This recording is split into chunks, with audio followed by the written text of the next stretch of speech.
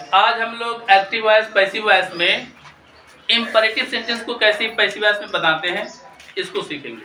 ठीक है, imperative sentence आप जानते हैं, इम्परेटिव सेंटेंस आप जानते हैं किससे शुरू होता है, आपको पहले बताया गया है। मेन वर्ब के फर्स्ट फॉर्म से शुरू होता है और अंत में फुल स्टॉप लगा होता है। तो इसको पैसिव वॉइस में कैसे चेंज करेंगे, इस चीज को आज हम लोग सीखेंगे ना, इसको हम आज सीखेंगे।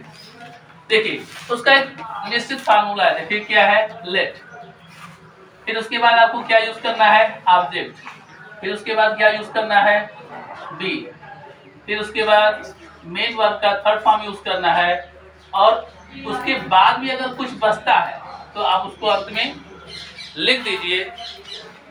इस तरीके से आपका ना पैसिव वॉइस बन जाएगा। उदाहरण के लिए देखिए, open the window, open the window. अब इस वाक्य को आपको किस में चेंज करना है, पैसिव वॉइस में चेंज करना है। तो आपको कुछ नहीं करना है, सिर्फ क्या करिए, सबसे पहले लेट लगा दीजिए, फिर उसके बाद जो ऑब्जेक्ट है ओपन क्रिया है, इसके बाद द विंडो क्या है, ऑब्जेक्ट है, ऑब्जेक्ट को लिख दीजिए द विंडो, है ना। और इसके बाद क्या यूज कर देना है, बी यूज कर देना है, क्योंकि आप जानते हैं पैसिव वॉइस में टेंस नहीं होता, इसलिए फर्स्ट फॉर्म है तो इज एम आर का प्रयोग नहीं कर सकते। तो किसका प्रयोग करेंगे, बी का। कहाँ प्रयोग करेंगे, मेन वर्ब से पहले, तो क्या हो जाएगा, बी। और फिर मुख्य क्रिया किस में चला जाता है, थर्ड फॉर्म में, ओपन, बस। और ये पैसिव वॉइस अपने आप में बन गया। इस प्रकार के पैसिव वॉइस के बनाने का एक और तरीका होता है, ठीक है, जो कहीं कहीं आपको देखने के लिए मिलेगा, इसलिए उसको देखना आपको जरूरी है। क्या होता है, ये दूसरा तरीका उसका है, आर ना। ऑब्जेक्ट को हम क्या करते हैं, सब्जेक्ट बना देते हैं, ऑब्जेक्ट को क्या करते हैं, सब्जेक्ट बना देते हैं। अगर ऑब्जेक्ट के स्थान पर प्रोनाउन है तो नॉमिनेटिव केस में लिखेंगे, अगर मी है तो आई हो जाता है, ठीक है। इसके बाद क्या करते हैं, शुड लगाते हैं, क्या लगाते हैं, शुड।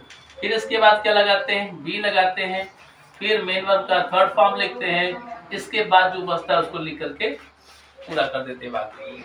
उदाहरण के लिए जैसे ओपन द विंडो का ही आपको बनाना है, ठीक, तो ऑब्जेक्ट को क्या करिए, सब्जेक्ट बना दीजिए, यानी क्या हो जाएगा, द विंडो हो जाएगा।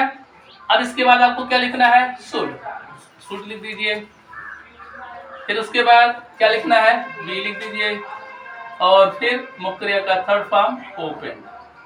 इस तरीके से ना ओपन द विंडो का दो हुआ, कौन कौन, let the window be open, ये भी उसका पैसिव वॉइस है, और the window should be open, ये भी उसका पैसिव वॉइस है, समझ गए। तो ये कह सकते हो कि मूल रूप से इंपरेटिव में ही पैसिव वॉइस बना है, और इसमें क्या किया गया है, जो ओपन द विंडो है उसको एक असर्टिव सेंटेंस में तब्दील कर दिया गया है। कोई प्रॉब्लम समझने में आ जाएगा सभी को ना। सबसे पहले क्या यूज करना है, लेट, फिर उसके बाद ऑब्जेक्ट, फिर बी, फिर मेन वर्ब थर्ड फॉर्म, और फिर ईटीसी, जो कुछ भी बचता है उसको आप रख दीजिएगा, ठीक है। अब देखिए एक नियम आपका हो गया, ठीक। दूसरा नियम आप समझिए क्या है, कि यदि मुख्य क्रिया से पहले आपका क्या लगा हुआ है, डू नॉट लगा हुआ है, या क्या आया हुआ है, नेवर आया हुआ है, ठीक है, या कभी कभी ऑलवेज भी आ जाता है, ठीक है। अगर इस तरीके से के शब्द जो है कहाँ लगे हुए हैं, मुख्य क्रिया से पहले लगे हुए, कहाँ लगे हुए, मुख्य क्रिया से पहले लगे हुए हैं, तो आपको उसका पैसिव वॉइस बनाते समय ध्यान रखना है कि इस डू को, किसको, इस डू को क्या करते हैं, समाप्त कर देते हैं, डू का प्रयोग पैसिव वॉइस में नहीं करते। और ये जो नॉट बचता है, या नेवर बचता है, या ऑलवेज बचता है, ठीक है, इसका प्रयोग जो बी होता है उसके पहले आपको कर देना है। कहाँ प्रयोग करना है, जो फॉर्मूला है लेट ऑब्जेक्ट बी, यानी बी से पहले आपको लगा देना है क्या, नॉट लगा देना है, या क्या लगा देना है, नेवर लगा देना है, या ऑलवेज जो वाक्य में आया हुआ, ठीक है। एग्जाम्पल देखो, जैसे do not insult her, do not insult her, उसका अपमान मत करो, उसका इंसल्ट मत करो। अब यहाँ पर क्या आया हुआ है, डू नॉट आया हुआ है, या यहाँ पर नेवर भी आ सकता है, नेवर इंसल्ट हर, उसका अपमान कभी मत करो। अब इस वाक्य का पैसिव वॉइस बनाना है तो तरीका वही है, सबसे पहले आपको क्या यूज करना है, लेट, फिर उसके बाद क्या यूज करना है, ऑब्जेक्ट। ऑब्जेक्ट और इसमें क्या है, हर। तो हर को सी में नहीं बदलेंगे, हर को सी में नहीं बदलेंगे। जब आपको हमने नरेशन पढ़ाया था तो उसमें हमने 2 चीजें याद रखने के लिए कहा था, क्या कि लेट के बाद प्रोनाउन का हमेशा ऑब्जेक्टिव केस यूज होता है ना, और उसके बाद जो क्रिया आती है वह उससे पहले टू या इन्फिनेटिव का प्रयोग नहीं होता, टू का चिन्ह छिपा रहता है, टू का प्रयोग नहीं होता। ठीक है, तो ऐसा नहीं करेंगे कि यहाँ हर है तो यहाँ पर सी लिख दें, 100% गलत हो जाएगा, ऑब्जेक्टिव केस में ही लिखते हैं। ठीक है, अगर इस वाले रूप में बनाते, शुड वाले तरीके से बनाते, तब यहाँ पर क्या कर देते, सी कर सकते थे। ठीक है, लेट हर हो गया। उसके बाद क्या लिखना है, बी लिखना है, लेकिन आपको मालूम है कि वाक्य में क्या आया हुआ है, डू नॉट या नेवर आया हुआ है, तो बी लिखने से पहले क्या लिख दीजिए, नॉट लिख दीजिए, या नेवर आया है तो नेवर लिख दीजिए। फिर उसके बाद बी हो जाएगा। फिर मुख्य क्रिया का थर्ड फॉर्म इंसल्टेड,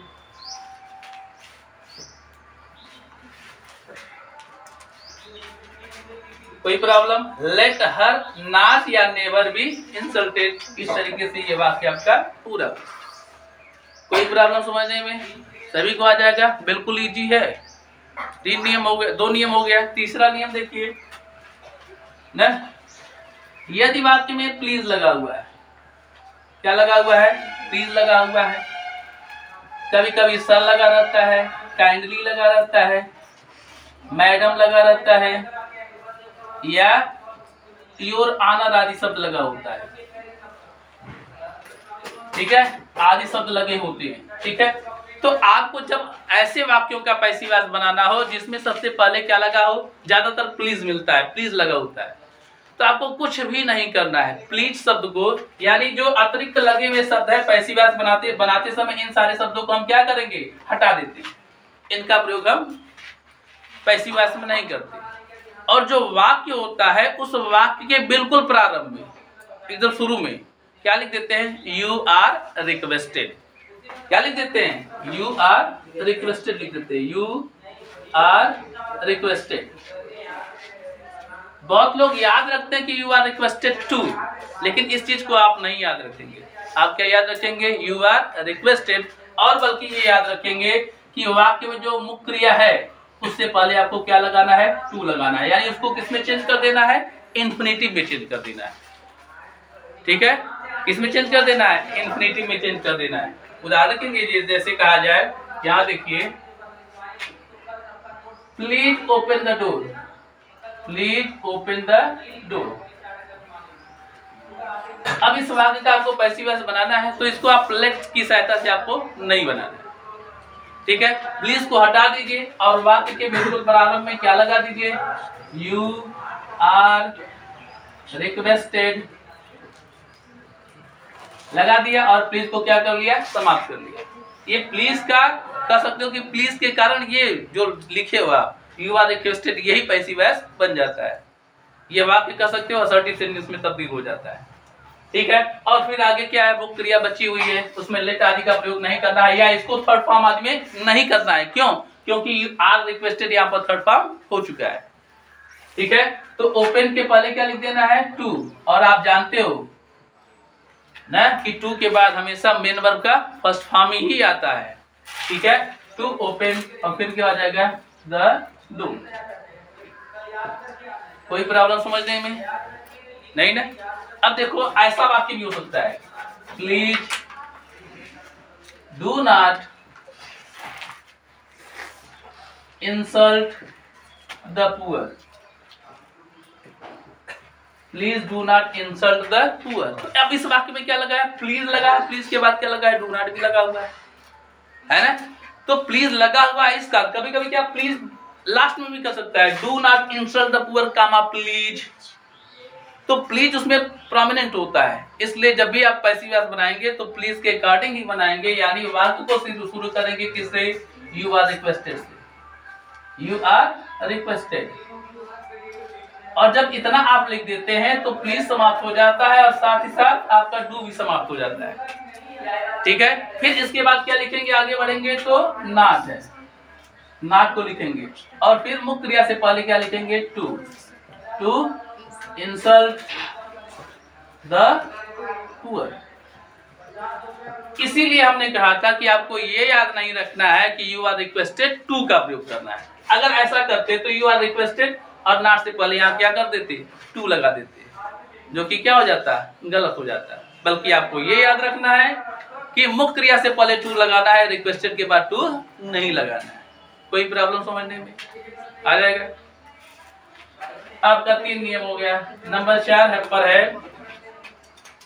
क्या होता है कि कभी कभी जो इंपरेटिव सेंटेंस होता है, ठीक है, इसमें ऑब्जेक्ट ही नहीं दिया गया होता। बस ये याद रखना कि जब ऑब्जेक्ट नहीं दिया गया हो तभी आप इस फार्मूले को लागू करेंगे जो बताने वाले हैं।